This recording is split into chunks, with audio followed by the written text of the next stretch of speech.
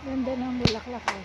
Kaya niya yung bulaklak ng puslili natin. Napakaganda naman. Sa halaman namin yung patay. Kaya manunong pa naman. Grabe, parang ano, Yung sa inyo, plastic. namatay. Namatay na nga. Napasek. Ganda nito. Napasik yung puslili namin. Pero hindi, matagal mamulaklak na hindi kagaya ng ganito. Ito madali ito. Ganda ano. Hindi kaganda kagaya niya. Gusto mo ba? Buhatin ko na. Halin pa yung ganyan. Gusto mo? Kapatid yun, sabi ko. Gusto mo?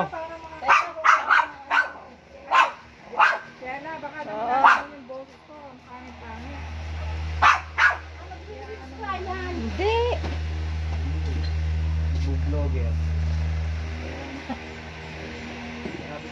Ganda no. Ano yung halaman na yan?